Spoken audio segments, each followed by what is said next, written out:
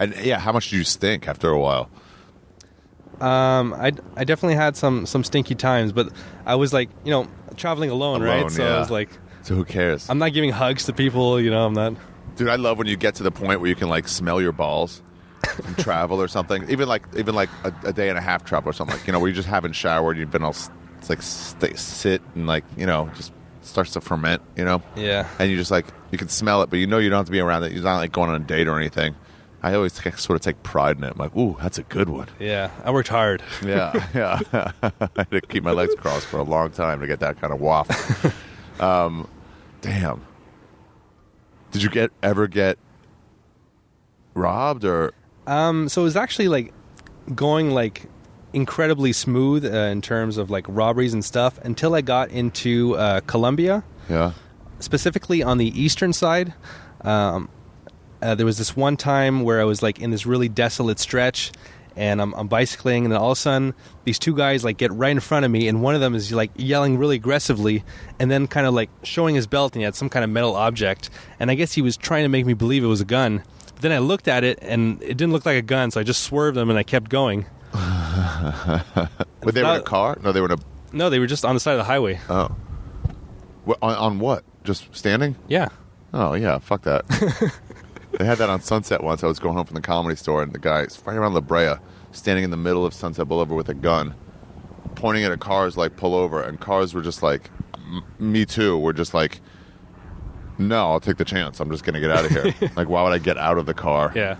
Because if I stop in that situation, I'm almost certainly getting the shit kicked out of me, and they're taking all my stuff. Yeah, yeah, exactly. Like, yeah, why enter in that? It's like, I'll take the chance now. Shoot at me. Yeah, but I was pretty sure it wasn't a pistol. But I was still a little bit scared. I was still ducking. Sure. Yeah, did you have to like keep going for a while after that? Oh, yeah, You're not going to camp like 20 meters down the road at that point. No. I mean, the adrenaline was like pumping, so I was like going as fast as I could. Yeah. It makes you live.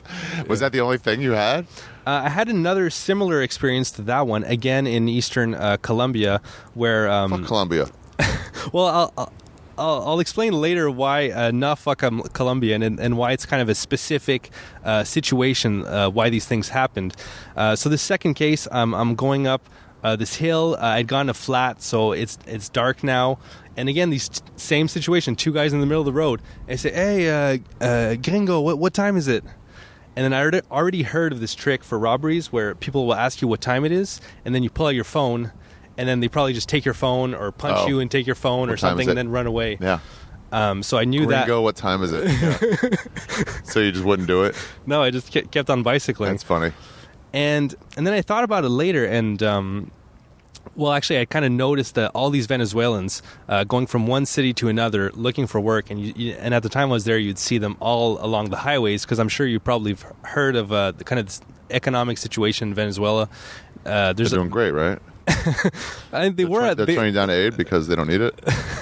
Saying send it to Gaza. Yeah, I mean, there's a lot of different ways to look at it, but I mean, when I was there, you see that it's mass exodus, and I guess they've been dealt a shitty hand, so I don't even feel any like hatred towards them for those events or anything. I just kind of understand the situation that if you were hungry and you saw someone that had something valuable, maybe I would try for it too. Oh, for sure. That's what these things always happen. I think it's because of desperation. Yeah. I mean, violence and stuff like that. Like Bill Gates isn't robbing anybody. Yeah. It's just like well, he probably did like some stock fraud when he was younger, some white collar thing. True, maybe. Yeah, let's assume he did. But yeah, when you're desperate, that's how Egypt was. You were like, oh, this country's about to get real violent on tourists. Yeah. But it wasn't quite yet, but you could feel the desperation there. Where it's like, I need to eat. What do you want me to tell you? Yeah. I mean, it's understandable. I didn't realize they were that bad off, too, until I was like halfway in and I said something horrible to some guy. He was on a horse, and he was trying to give horse, rides to tourists. And the tourism market just dropped out, so all these people who made their living in tourism suddenly had no jobs. So they were constantly like, come on, get a horse ride. Come on, get a boat ride. I'll give you a tour. Do you need a cab? And you're like, come on, leave me alone. I just want to walk. Like here, you can just walk. Nobody's going to bother you. Near Central Park, maybe, where there are more tours, and they might be like, you want a horse ride? But they're not going to bug you if you say no. They kept bugging you. And this guy was like, he's like, something along the lines of like, sir, what can I eat if I can't feed my horse? Like, what I need to eat or something like that. And I was like, I think I just said it. I didn't realize how bad off they were. I was like, eat your horse. And he was just looking at me like, what? I was like, yeah.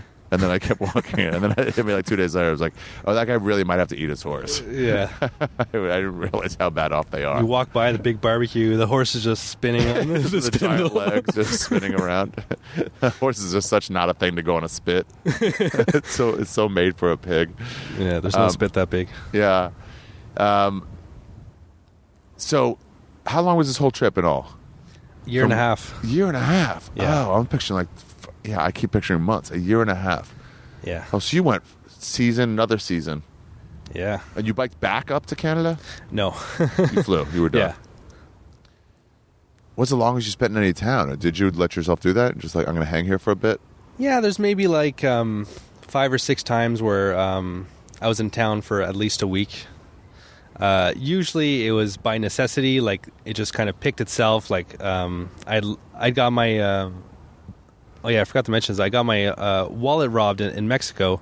So I was waiting in Mexico City just to get my cards back and stuff like that. But the bank wouldn't send it directly. They had to send it to my home, and then my mom had to send it to me. So you got stuck for a while with no money? No, because and this is a good tip for travelers. You should always have like your cards in different places. So I don't have everything in my wallet. So if your wallet gets pickpocketed, you still have other cards. And I had my wallet stolen in city of Pi, and I went to the bathroom. I was in a hostel. I went to the bathroom to shower, and I came back, and it wasn't there. My wallet wasn't there, and I was like, And I called the credit card company. I had some numbers, and they're like, yeah, where can we send it? They weren't like, we had to send it home, but I was like, how long is it going to take to send? They're like, 8 to 12 days or 8 to 15 days. I'm like, oh, I could be in one of 7 different cities. I don't know where I'll be. And I think I had the same thing. I think I had another, or maybe I had some cash enough that would go. Yeah. I forget exactly, but I was like, I don't know where to send this. And then I'm like, all right. And I looked up a hostel, and like, I guess I'll definitely be in, I don't know, Phnom Penh at some point. So I'm like, send it there, and I'll call and say, let me get a place. If some package comes for me, hold it. And then I was like real distraught. I was like, I went back to my scooter to get some food, and just like probably drank myself to forget. And then my wallet was in the scooter.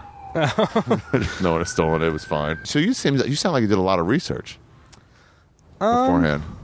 I mean, some people would probably do more. Maybe someone would do less. I think I do less than probably most people, just because, if you research everything and you have too much of a strict itinerary, there's not that sense of kind of wonder and adventure and just kind of random side adventures that you'll go into, like the ruins I was talking about and stuff like that. So yeah. And I try not to look at pictures of places that I know I'm going to go ahead of time. Really? Because you don't want to ruin it for yourself? Yeah. Oh, that's smart. Yeah. That setting expectations too high is like really. I mean, I get it. Yeah, there's certain moments where you definitely want to do it, when you know you're going to do this thing. Yeah. But then also it's like, let me see it. The picture's a good way to, like, it's like, yeah, I'm going to see these. Why would I want to ruin it for myself ahead of time? Yeah. Still, though, when I went to look at the pyramids, it was like, I was happy that I was like, what's the best way to do this? When do I go in? Is there anything I should know? Yeah. I mean, I know what the pyramids look like already. Yeah. So it wasn't that. But at the same time, it's like, I don't know. There's like 3 different ways to prepare.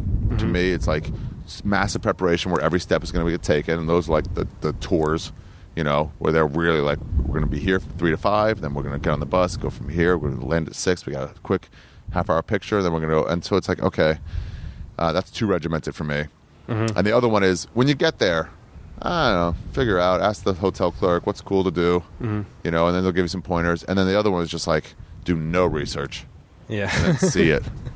Yeah, I do a little bit of research, but I never book anything in advance, because this way you have to be there at this time, and booking in advance is usually more expensive, I find. Yeah, it is, right? Yeah. And it's constricting. Yeah. Then you have to get there by this time. Yeah. So if there's other cool thing on the way, then you can't go anymore.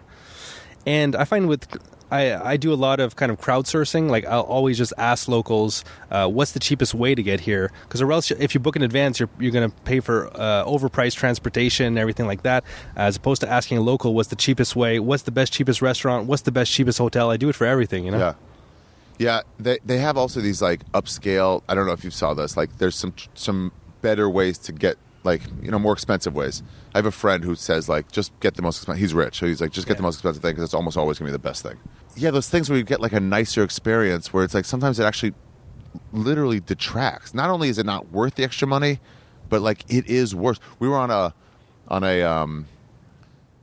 train to Sipa, some city in the north in Myanmar, and you're supposed to. It's one of the cool things to do is you go over this giant aqueduct that's like when the English were, you know, colonializing Myanmar or Burma, they built, and it was so cool and old. But it's a 14-hour train ride for a fucking 6-minute piece of thing, whatever. And we were like, we couldn't get first class tickets, which is only like, let's say the whole thing was $15. First class was like 22. We were like, for sure, let's get first class, and it was sold out. We're like, I might have actually just been with my friends Ryan, who was like super poor, where it's like, I'll just do what you do.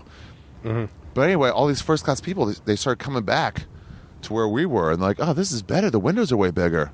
Our windows are like fogged out. You can't really see. And so the chairs aren't as comfortable, but it's like the experience is like way nicer. But yeah, you ask locals, like, what's the way to do it? And they'll tell you like the legit way to do it. I thought you were going to be like in some cattle car or something. Yeah, no, it wasn't nearly that bad. That's the thing. It wasn't that would really have been that bad. Kind of great too. Yeah, I did one from somewhere from Lombok to Flores Island, and I was like, yeah, I'll take the ferry, and the guy was like, probably just fly. And I was like, nah, I'll just take the ferry. It seems cool. And he's like, all right, and I just missed the translation. I thought he said 6 hours, but it was like 6 hour wait for the ferry from when I drop you off. It ended up being like 45 hours. Oh no! Instead of like a 2 hour. But I'm like, no, it'll be fun. I'll meet some locals, and I definitely would have taken the other way. But one of the best experiences of my life. Yeah, once it's done, you're like, I'm glad I did that. Yeah. In the moment, maybe not so much, but did you have those moments where like, I want out of this? I mean, yeah. I think if I ever break any records, it would be for the most flat tires. I got so many flat tires, and just times, and it happens. It always happens at the worst time, where you really needed to do a lot of kilometers today, and then you get a flat, and then you know it's like raining and cold and in the dark, and you're just like, this is just not good. I want to cry right now. Yeah. How did you fix flats?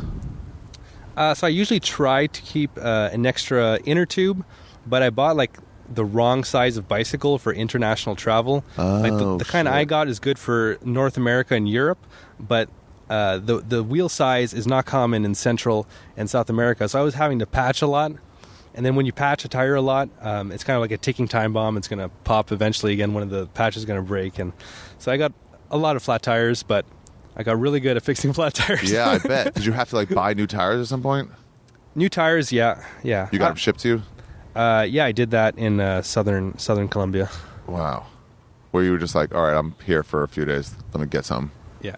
Wow, that's so cool. Do you look? When did you finish? It was. I guess I've been home for like a week now. Before that, I was hanging out in Buenos Aires, just kind of figuring out my next move and. Oh, like and you seeing just the city. finished? Yeah. Oh, damn. Yeah. Are you starting to see any of these things as like cool, or are they still like just like real experiences? I mean, so like what I'm saying is like when you step back from it for a second and you think about it, you're like, oh yeah, wow. I mean, you know, everybody asks me that, like, you know, how do you feel, you know, now that you've finished? But I mean, I didn't really have like this big like finish line moment where there's like confetti in my head and I did it, just popping champagne. It was just kind of like, I mean, I was kind of just thinking of the next thing, you know, thinking of what I want to do next. I mean, obviously it was great. Yeah. And I'm super glad that I did it. And, yeah, and I'm glad I made, you know, videos of the whole journey so that, you know, when I can't remember, I can just like look at videos and just kind of be back in that moment in the future. But yeah, it was just kind of, I don't know, I was just thinking of the next adventure, really. Was there a lot of time you spent on social media and like making videos and like being distracted by, I don't know, phone or whatever? There's definitely a little bit of that. I think mostly more maybe in hostels, because most of the time I didn't actually have like a data plan or anything, so I couldn't even really do that. Like, when I'm sitting at lunch, it just kind of forces you to, pay more attention to the people around you, try to decipher their conversations and stuff like that. Yeah, you disappear on the phones.